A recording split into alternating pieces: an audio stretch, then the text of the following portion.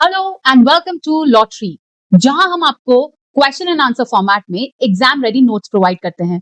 और अभी चल रहा है हमारा लॉ ऑफ कॉन्ट्रैक्ट 1 का lecture series and this is your lecture 2 on the topic essentials of valid contract and minors agreement. और इस लेक्चर में हम दो क्वेश्चंस अटेंड करने वाले हैं।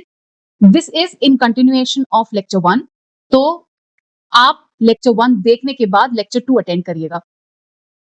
लॉन्ग क्वेश्चन में हम करेंगे essentials of valid contract and situational question में हम करेंगे हमारा एक माइनर्स अग्रीमेंट पे hypothetical question. Now starting with the lecture,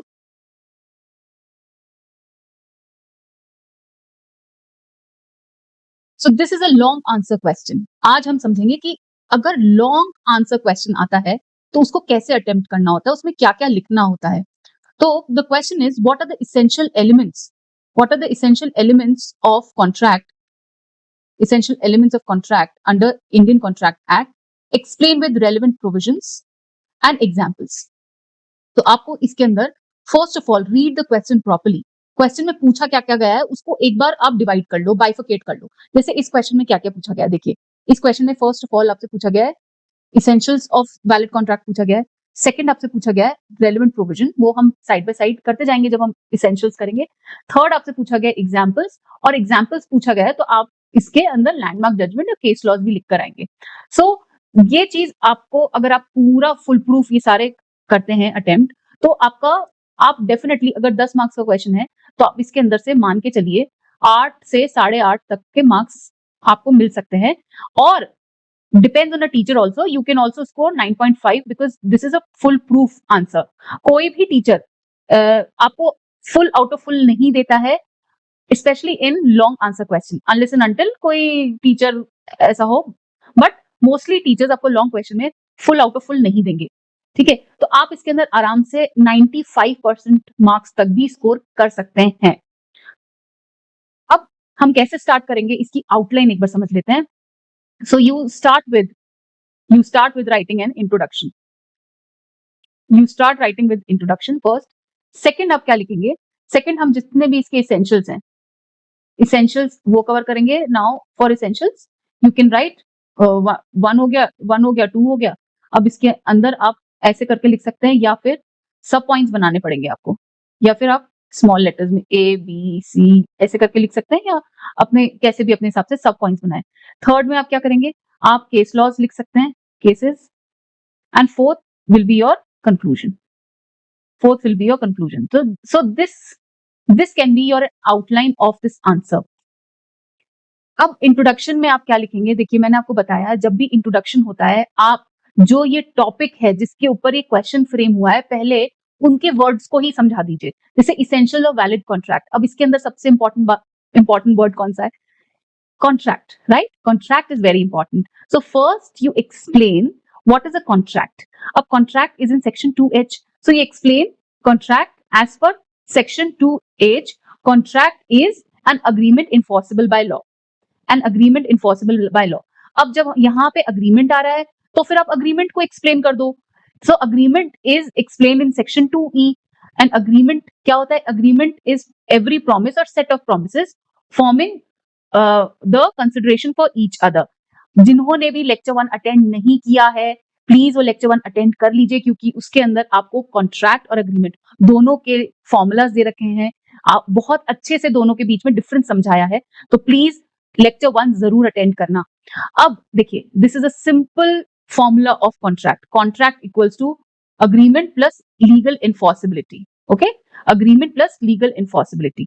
तो अब क्या है, कॉन्ट्रैक्ट क्या है? लीगली इन्फोर्सिबल है, और अग्रीमेंट इज द फाउंडेशन और the basis of contract, right?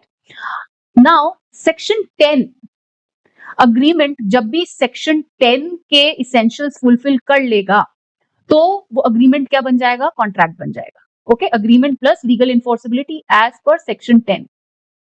Agreement plus section 10, ये कंडीशंस फुलफिल हो जाती है तो अग्रीमेंट वैलिड कॉन्ट्रैक्ट फॉर्म कर लेता है। अब हम आते हैं, हमारा हो गया इंट्रोडक्शन, आपने ये एक फॉर्मूला लिख दिया। एक्चुअली ये बहुत छोटी छोटी चीजें होती है, which puts a good impression on examiner. Why? Because भाई हमको तो 60, 70, 100 इतनी कॉपीज चेक करनी पड़ती है एट अ टाइम। तो आप क्या एक्सपेक्ट करते हैं एक ह्यूमन टीचर से कि हम भी तो फटाफट हमको कॉपीज देखनी होती है। अब जहां पर भी किसी स्टूडेंट ने बहुत यूनिकनेस लाया होता है आंसर में, हमको वो बहुत अच्छा लगता है क्योंकि उन चीजों से हम भी सीखते हैं, हमको भी क्यों कुछ न्यूनेस मिलती है, कंटेंट होता है। अच्छा, दो दो या तीन टॉपर्स है क्लास में, आप बताओ उन 2 या 3 टॉपर्स में से कई बार होता है कि एक बच्चा, तीनों पढ़ने में बहुत अच्छे हैं, पर एक बच्चा 1 मार्क्स ज्यादा क्यों ले आता है, 1.5 मार्क्स ज्यादा क्यों ले आते हैं। बस यही सब छोटी छोटी बातें होती है, यूनिकनेस होती है, अलग लिखने का स्टाइल होता है जिससे बच्चे को 1 या 1.5 मार्क्स एक्स्ट्रा मिल जाते हैं। ठीक है, तो आप ये सब छोटी छोटी बातें हम इनमें देखते रहेंगे। इंट्रोडक्शन लिख लिया हमने, फॉर्मूला लिख लिया। Now coming to essentials of valid contract. Essentials of valid contract हमारे मोस्टली सेक्शन 10 में दिए हुए हैं, बट सेक्शन 10 के अलावा भी there are few essential. Okay, so आप स्टार्ट करिए। For a valid contract and agreement must satisfy the following essentials. So agreement, ये एक बहुत बेसिक सी लाइन होती है जो हमको स्कूल टाइम्स में भी सिखाई जाती है कि पॉइंट सब पॉइंट्स लिखने से पहले उसको इंट्रोड्यूस कर दो। तो वैलिड कॉन्ट्रैक्ट बनाने के लिए अग्रीमेंट ये फॉलोइंग एसेंशियल्स को सैटिस्फाई करना पड़ेगा। अब क्या क्या है, तो आइए देखते हैं।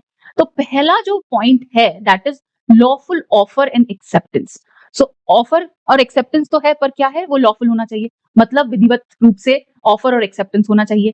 अब एक पार्टी ने वैलिड ऑफर किया, ऑफर कहाँ है, 2A में है, ठीक है, और दूसरी पार्टी अगर एक्सेप्ट कर रही है तो उसको एब्सोल्यूट एक्सेप्ट करना पड़ेगा, that is 100% acceptance. Okay, 100% acceptance, जैसे 2B में दे रखा है। अब जैसे आप है ना ऐसे प्रोविजंस भी लिख देंगे ना बीच बीच में, तो ये भी बहुत अच्छा इंप्रेशन पुट करता है एग्जामिनर पे। फाइन, तो वैलिड ऑफर हुआ और एब्सोल्यूट एक्सेप्टेंस हो गया, एब्सोल्यूट एक्सेप्टेंस हो गया। इसको हम एक एग्जाम्पल के तौर पे समझते हैं। ओके, जैसे ए ने बी को बोला कि मैं तुमको 50,000 रुपए में अपनी बाइक बेचना चाहता हूँ। ए ने बी को बोला कि मैं 50,000 रुपए में तुमको अपनी बाइक बेचना चाहता हूँ। Now if B accepts it as it is कि ठीक है 50,000 में मैं तुम्हारी बाइक खरीद लूंगा, then this is a offer, this is a valid offer and acceptance, क्योंकि एक्सेप्टेंस इसमें एब्सोल्यूट हुआ है, 100% एक्सेप्टेंस। अगर यहाँ पे बी बोलता नहीं नहीं नहीं 50,000 नहीं, मैं तो 40,000 में या 45,000 में तुम्हारी बाइक खरीदूंगा, तो ये क्या है, ये एक नया ऑफर हो गया। Okay, so this is called counter offer, and counter offer A equals to a new offer. Okay, it equals to a new offer. अब ये माना जाएगा कि B ने नया ऑफर दिया है, now A has to accept it. Okay, so that is why ये एक वैलिड एक्सेप्टेंस नहीं है। जब हम ऑफर को एज इट इज एक्सेप्ट नहीं करते हैं तो वो वैलिड ऑफर, वो वैलिड एक्सेप्टेंस नहीं होता है। और काउंटर ऑफर आपको समझ में आया, ये बहुत इंपॉर्टेंट क्वेश्चन है, ऑफर एंड काउंटर ऑफर, इसका डिफरेंस पूछ लेते हैं। ओके, तो ध्यान से समझना। एक lawful offer and acceptance is your first point. Okay, now coming to your second point. Second point is intention to create legal relationship. ये भी बहुत इंपॉर्टेंट पॉइंट है, इस पे ही शॉर्ट क्वेश्चन पूछ लेते हैं, शॉर्ट नोट्स पूछ लेते हैं, और बहुत ही इस पे तो लैंडमार्क जजमेंट है, Balfour versus Balfour. Okay, so intention to create legal relationship क्या हुआ भाई, कभी भी हम अग्रीमेंट करते हैं तो अग्रीमेंट करते टाइम ये इंटेंशन देखा जाता है कि दोनों पार्टी का इंटेंशन क्या था, क्या उनका इंटेंशन लीगल था या एक डोमेस्टिक अरेंजमेंट था। फॉर एन एग्जाम्पल, आपके पेरेंट्स बोले सुनो मन्नू, तुम ना 100% मार्क्स लाओगे ना तो मैं तुमको तुम्हारी फेवरेट साइकिल दिलाऊंगा इस बार। ओके, तो मन्नू जी ने बोला कि ठीक है पापा मैं बहुत पढ़ाई करूंगा, मैं full out of full marks लगाऊंगा, फर्स्ट रैंक लेकर आऊंगा। तो अब मन्नू जी ने बहुत पढ़ाई करी और फर्स्ट रैंक लेकर आए, तो फर्स्ट रैंक लेकर आए, उन्होंने कहा पापा साइकिल, तो पापा ने कहा कौन सी साइकिल, कैसी साइकिल, वो तो अब यार बेटा अभी नहीं हो सकता, वो अगले साल खरीदेंगे अपन। अब मन्नू जी को गुस्सा आ गया, तो क्या मन्नू जी चले जाएंगे कोर्ट अपने फादर के अगेंस्ट? डेफिनेटली नहीं जाएंगे, क्योंकि जब अग्रीमेंट हुआ था that was a domestic arrangement. Fine, वो एक डोमेस्टिक अरेंजमेंट था, इसलिए मन्नू जी कोर्ट नहीं जा सकते। अब अगर लीगल बाइंडिंग क्या होता है, जैसे आप किसी शोरूम पे कुछ खरीदने गए, टीवी खरीदने गए, उसने आपको बिल दिया, जैसे ये वाला देखिए, a shopkeeper selling a good with a bill. अगर अब उस टीवी में कुछ खराबी आ जाती है और आप शॉपकीपर के पास जाते हो, शॉपकीपर आपको कोई रिजोल्यूशन नहीं देता है, तो आप कंज्यूमर कमीशन जा सकते हैं ना उसके against. So these all things are there, क्योंकि उसके पीछे एक लीगल इंटेंट था, आपके अग्रीमेंट के पीछे लीगल इंटेंट था। तो इंटेंशन बहुत जरूरी होता है, ये कोर्ट देखती है कि किस इंटेंशन के साथ अग्रीमेंट फॉर्म हुआ है। Now coming to a third point, third point क्या है, lawful consideration. This is consideration is in section 2D, ऐसे याद करो, सेक्शन 2D, कॉन्ट्रैक्ट कौन से सेक्शन में है, अग्रीमेंट कौन से सेक्शन में है, कंसिडरेशन कौन से सेक्शन में है, आंख बंद करके याद क्या करो, अच्छे से याद होगा। ओके, सो लॉफुल कंसिडरेशन, कंसिडरेशन लॉफुल होना चाहिए। थर्ड पॉइंट, सो कंसिडरेशन क्या होता है? कोई भी वैल्यू जो दोनों पार्टीज के बीच में एक्सचेंज करी जा सकती है, जैसे वो मनी भी हो सकता है, सर्विस भी हो सकता है, कोई ऑब्जेक्ट भी हो सकता है। तो जैसे बार्टर सिस्टम है ना, उसमें barter system was also a kind of consideration. For an example, A ने बी को प्रॉमिस किया कि मैं तुम्हारे घर को पेंट कर दूंगा, 10,000 रुपए मुझे दे देना। ओके, तो ये क्या है? ये एक कंसिडरेशन हुआ। बी के लिए क्या कंसिडरेशन है? बी का घर पेंट हो जाएगा, और ए के लिए क्या कंसिडरेशन है? एक को 10,000 रुपए मिल जाएंगे। तो ये कंसिडरेशन हुआ। बट इसमें कैच क्या है, जो हम आगे आने वाले हमारे चैप्टर्स में भी, लेक्चर्स में भी करेंगे। अग्रीमेंट का बताओ, अग्रीमेंट का फॉर्मूला क्या है? अग्रीमेंट का फॉर्मूला क्या है? अग्रीमेंट का फॉर्मूला है agreement equals to offer plus acceptance plus consideration, right? Plus consideration. तो consideration is an important essentials of an agreement. अब इसमें से अगर हम कंसीडरेशन को हटा देते हैं, काट देते हैं, तो क्या ये ऑफर हुआ? नहीं। ऑफर और एक्सेप्ट, क्या ये अग्रीमेंट हुआ? नहीं, क्योंकि ऑफर और एक्सेप्टेंस मिलके तो प्रॉमिस होता है। तो सिर्फ सिंपल प्रॉमिस तो अग्रीमेंट नहीं फॉर्म करेगा ना। प्रॉमिस के साथ जब तक कंसिडरेशन ऐड नहीं करोगे, वो अग्रीमेंट नहीं फॉर्म होगा। इसीलिए अगर नो कंसिडरेशन मतलब नो अग्रीमेंट, एंड इसलिए वो इन्फोर्सेबल नहीं होगा। तो ये लॉफुल कंसिडरेशन होना बहुत बहुत बहुत जरूरी है। So third is lawful consideration. Now fourth point is your capacity to enter into a contract. Capacity to enter into a contract. ये सेक्शन 11 में कवर होता है। जो भी पार्टीज होती है कॉन्ट्रैक्ट की, ओके, उनको 3 कंडीशन फुलफिल करनी पड़ती है एज पर सेक्शन 11। फर्स्टली, उनको मेजर होना चाहिए, जो कि 18 प्लस बेसिकली। उनको साउंड माइंड होना चाहिए। साउंड माइंड क्या होता है? सेक्शन 12 में भी मेंशन है। वो ये कहते हैं कि कोई भी इंसान इतना फिट होना चाहिए मेंटली कि वो कोई जजमेंट ले सके और जजमेंट के रिपरकशंस को समझ सके, उसके इफेक्ट्स को समझ सके, तो वो साउंड माइंड है। और नॉट डिस्क्वालिफाइड बाय लॉ, मतलब वो लॉ के द्वारा डिस्क्वालीफाई नहीं किया गया to enter into a contract. For an example, convicts या फॉरेन सॉवरेन। अगर इंडिया पाकिस्तान में वॉर हो जाती है, ठीक है, तो अगर लॉ में दिया है कि अब आप पाकिस्तानियों के साथ कॉन्ट्रैक्ट फॉर्म नहीं कर सकते, तो नहीं कर सकते, क्योंकि लॉ के द्वारा डिस्क्वालीफाई हो गए हैं वो लाइक कॉन्ट्रैक्ट। इसको हम एग्जाम्पल के तौर पे भी समझते हैं। जैसे अगर 17 साल का बच्चा है, who is below 18, so he is a minor, he signs a contract to purchase a car, but this contract is void contract. Why? Because minor is incapable to enter into a contract. ऐसे ही, if there is a drunk person and while he is drunk, he enters into a contract, he signs a contract, then this contract will be taken as a void contract. क्योंकि अगर drunk है, he is equals to an unsound mind person. इसलिए तो आपका fourth point क्या है? Fourth point is capacity to contract, section 11। Now fifth point is free consent, section 13 and 14। Consent and free consent बताता है।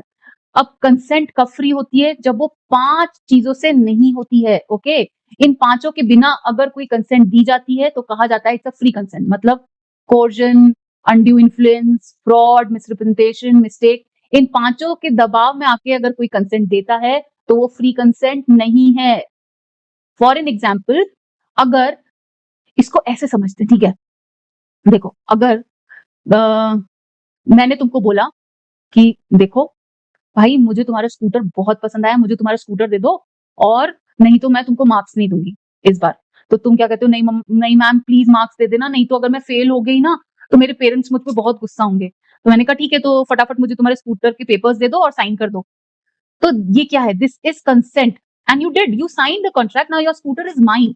Now this is consent, was not free. You have not given your consent freely, क्योंकि तुमने under coercion में दिया है। And such contracts are voidable. अगर तुम court में जाके ये प्रूव कर देते हो कि मैम ने जबरदस्ती मेरा स्कूटर लिया है, तो जो हमारे बीच में कॉन्ट्रैक्ट हुआ था वो वॉइडेबल हो जाएगा। सिमिलरली, अगर कोई सेलर है जो कार बेच रहा है, उसने उस कार के डिफेक्ट्स को छुपाया है, hides the defect in a car, then this is a fraud. और फ्रॉड के द्वारा जो होता है वो भी फ्री कंसेंट नहीं माना जाता है। Got the point? So fifth point is free consent. Now coming to our sixth point, that is lawful object. तो हमारा जो ऑब्जेक्ट होना चाहिए कॉन्ट्रैक्ट का, वो लॉफुल होना चाहिए। मतलब लीगली वाइज फुल प्रूफ होना चाहिए, इमोरल नहीं होना चाहिए, अपोज टू पब्लिक पॉलिसी नहीं होना चाहिए। फॉर एन एग्जाम्पल, मैं ये नहीं कह सकती कि चलो चलो let's have a contract to smuggle goods, okay, क्योंकि वो अनलॉफुल ऑब्जेक्ट है, तो वो वॉइड ही होगा। इलीगल कॉन्ट्रैक्ट्स याद है ना? तो आपको इलीगल कॉन्ट्रैक्ट हमने हमारे लेक्चर 1 में किया था। Now seventh point is not expressly declared void. Not expressly declared void, ये कहाँ गए दिए गए हैं? ये है सेक्शन 24 से 30 के बीच में। ऐसे एग्रीमेंट्स जो ऑटोमैटिकली वॉइड हो जाते हैं, जैसे वेजरिंग एग्रीमेंट। क्रिकेट में बैटिंग जैसे करते हैं, 2 people bet 1000 rupees on a cricket match, तो ये बेटिंग जो ही ये वेजरिंग सट्टा लगाना, ये वेजरिंग एग्रीमेंट है, ये वॉइड माना जाता है, नॉट इन्फोर्सेबल। ऐसे अग्रीमेंट किया कि नहीं तुम तो एक ही इंसान से शादी करोगी, उसके अलावा किसी से शादी नहीं कर सकती, या फिर तुम्हारे और मेरे बीच में कॉन्ट्रैक्ट हुआ कि अब अगर मैं तुमको फोर्सफुली बोलूं नहीं नहीं तुम अगर कुछ प्रॉब्लम होती है तो तुम कोर्ट नहीं जा सकती, that is restraint of legal proceeding. अगर इस टाइप का कोई एग्रीमेंट है that will also be declared void. ये हम करेंगे सेक्शन 24 से लेके 30 के बीच में। Eight point is certainty of terms.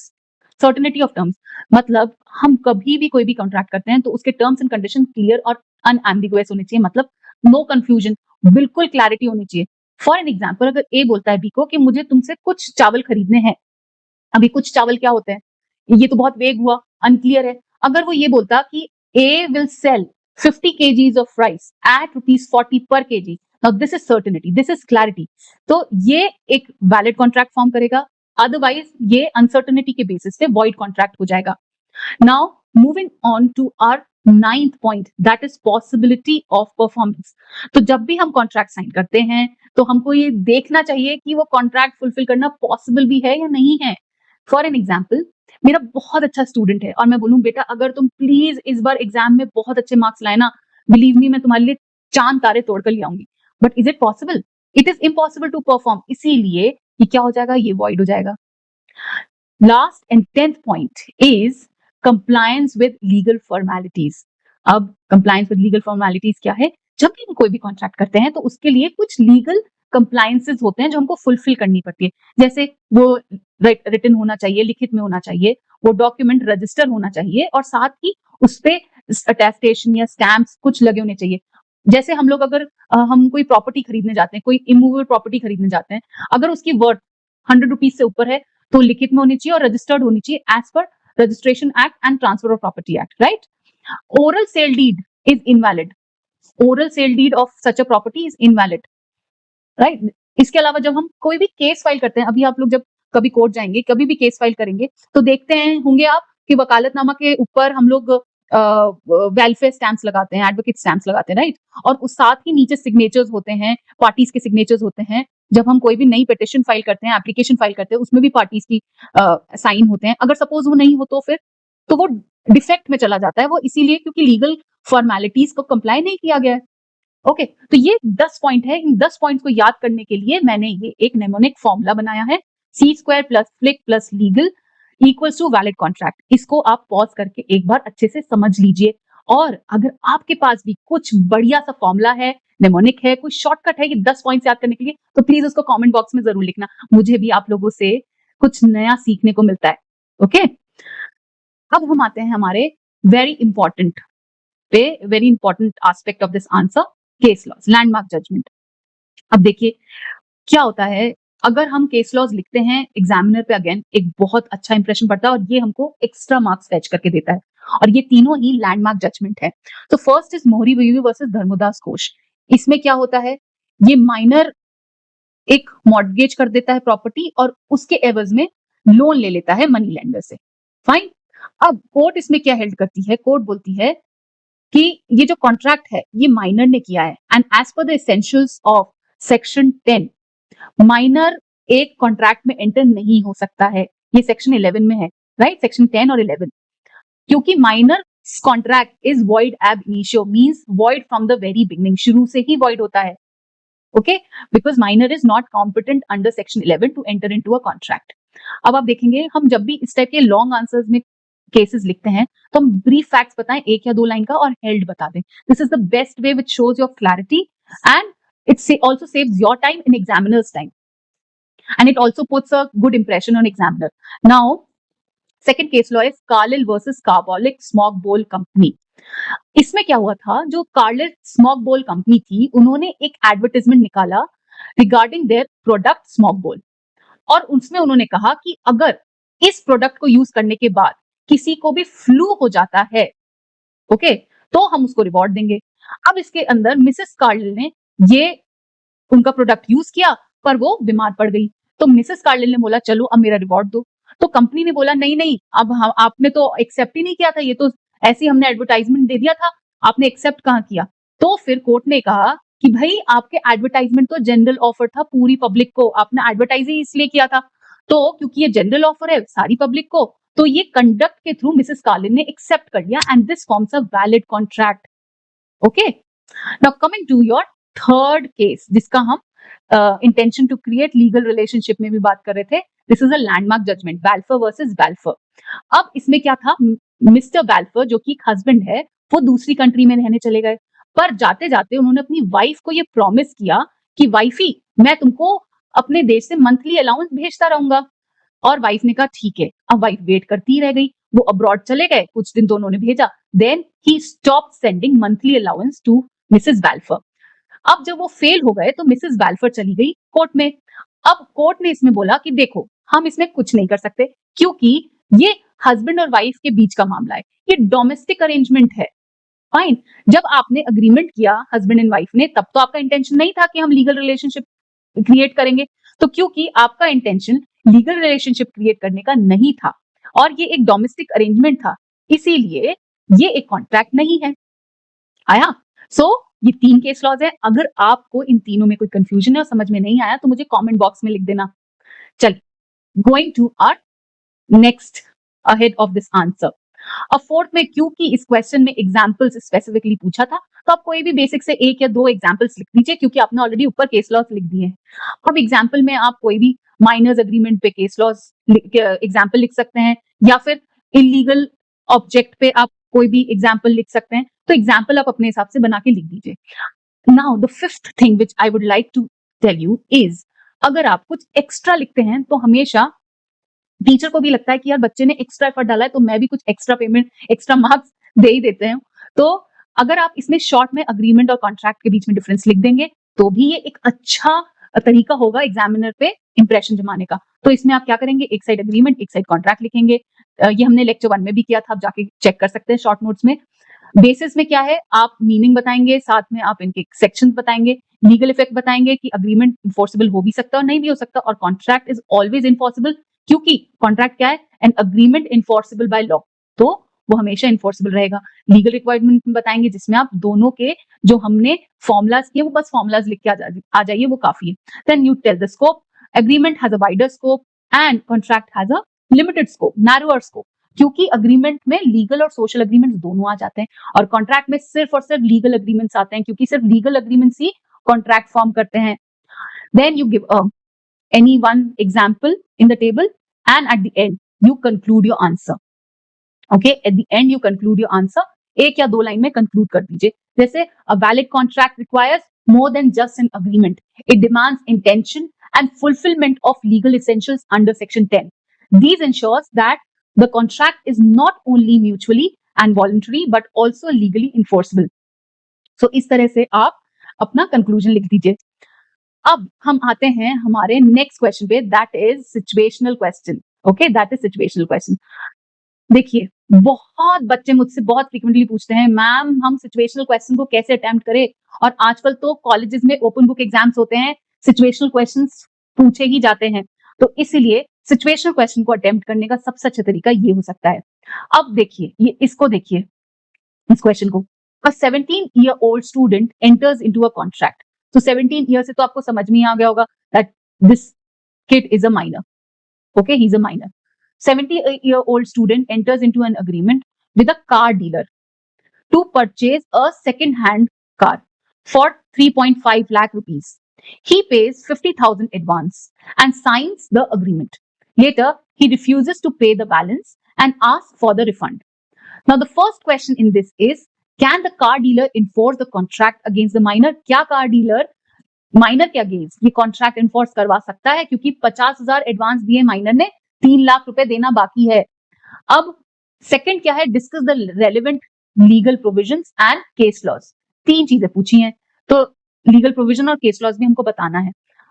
Now first of all you write legal issue, इसके अंदर इशू क्या है, या फिर आप लीगल फैक्ट्स भी बता सकते हो। ब्रीफ फैक्ट्स, बिल्कुल छोटा सा फैक्ट सा बता दीजिए, जैसे 1 या 2 लाइन का, 17-year-old minor enters into a contract to buy a car and pays 50,000 in advance. Now, later he backs out. अब can the dealer enforce the contract and claim the balance? यही का ये क्वेश्चन यहाँ आ गया। Okay, short में 1-2 line में आपने समझा दिया। फिर आप आइए लॉ पे, लीगल प्रोविजंस पूछे ना, तो आप इस पे आइए कि लॉ क्या अप्लाई हुआ है। तो लॉ आपका सेक्शन 11 है। एज पर सेक्शन 11 3 लोग हैं, only these 3 people can enter into a contract. अगर ये 3 लोग ये फुलफिल कर लेते हैं, फर्स्ट है 18 ईयर्स से ऊपर होना चाहिए, साउंड माइंड होना चाहिए और डिस्क्वालिफाइड बाय लॉ नहीं होना चाहिए। ओके, ये तीनों अगर आप फुलफिल कर लेते हैं पॉइंट्स, तो फिर अब कॉन्ट्रैक्ट में एंटर हो सकते हैं। बट क्योंकि ये 17 साल का बच्चा माइनर है and minors contract is void ab initio. अब वॉइड एब इनिशियो आप लिखेंगे, पर एक जगह ये आप लिख दीजिए, मेंशन कर दीजिए, void ab initio means not valid और void from the very beginning. Okay, अब इसी लॉ को आप अप्लाई कर दीजिए इसके फैक्ट्स पे। अप्लाई टू फैक्ट्स, जैसे इसमें एक स्टूडेंट माइनर है, उसने 50,000 पे कर दिए हैं, पर क्योंकि वो लीगली केपेबल नहीं है कॉन्ट्रैक्ट में एंटर करने के लिए, इसलिए कॉन्ट्रैक्ट वॉइड है and that is why dealer can not recover the remaining amount और force him to buy a car. Okay, अब आपने फैक्ट्स पे अप्लाई कर दिया, अब आप केस लॉज दे दीजिए। इसमें हम 2 केस लॉज करेंगे। पहला करेंगे मौरी बीवी वर्सेस धर्मोदास घोष। मौरी बीवी धर्मोदास घोष हमने ऊपर कर ही लिया है, जिसमें प्रिवी काउंसिल ने क्या हेल्प किया था, that minor's agreement is void ab initio. Okay, दूसरा केस लॉ क्या है, लेस्ली वर्सेस शेल। इसमें क्या है, माइनर ने अपनी एज को मिस रिप्रेजेंट करके बताया था and he took a loan.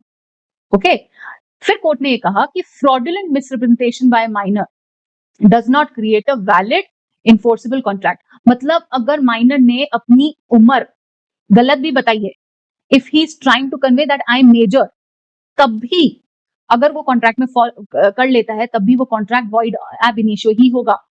Minor की गलती होगी, तब भी कॉन्ट्रैक्ट वॉइड एब इनिशियो ही होगा और उसके लिए आपको कोई रिकवरी नहीं मिलेगी।